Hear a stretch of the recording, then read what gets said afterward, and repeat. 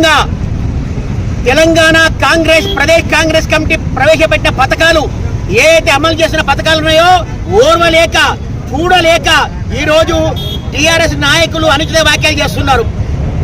Government ప్రభుత్వం వచ్చిన వెంటనే అదే రోజు ముఖ్యమంత్రి రేవంత్ రెడ్డి గారు ఉచిత బస్సు ప్రయాణం పెట్టడం జరిగింది. ఈ రోజు వరకు కూడా సక్సెస్ఫుల్ నడుస్తున్నది. ఏ ప్రయాణికుని అడిగినా ఎవరిని అడిగినా కూడా ఇక్కడ నుంచి తెలంగాణ బస్సు ఎక్కడి వరకు పోతే అక్కడ వరకు మహిళలకు ఉచితం చేసింది. అటువంటి ఉచిత బస్సు పెట్టిన మహిళల మీద ఈ రోజు కేటీఆర్ అనుచిత వ్యాఖ్యలు చేసి సభ్య సమాజానికి మహిళను కించపరిచే విధంగా మహిళలు ఉల్లిగడ్డలు కోసుకుంటూ బస్సు ఎత్తమన్నాడు. మహిళలు అందరూ డ్యాన్స్ చేసామన్నారు, బస్సులను కూర్చొని డ్యాన్స్ చేసామన్నారు. మళ్ళీ మీ మహిళలు ఎట్లా డ్యాన్స్ చేస్తారని అడుగుతున్నాం మేము. కాబట్టి దయచేసి ఈ మాటలు అన్ని వెనక్కి తీసుకోవాలి. బహిరంగ పరంగా ఈ రోజు కేటీఆర్ గారు అందరి ముందు క్షమాపణ కోరాలని, మహిళకంతా క్షమాపణ కోరాలని చెప్పి జిల్లా కాంగ్రెస్ పార్టీ పక్షాన డిమాండ్ చేస్తున్నారు.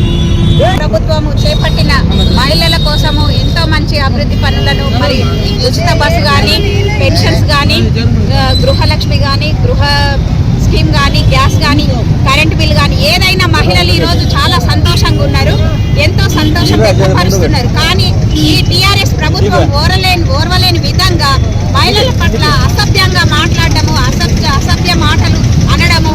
అంటే మహిళ ఈరోజు ఇంట్లో అన్ని పనులు చేసి పెడితేనే మీ ఇంట్లో మీ అమ్మ కానీ, చెల్లి కానీ, భార్య కానీ అందరినీ మీరు కూడా అట్లనే తిడతారా? ఏ మహిళను కూడా మీరు దూషించి తిట్టడము మంచి పద్ధతి కాదు. ఖబర్దార్ కేసీఆర్ గారు, ఖబర్దార్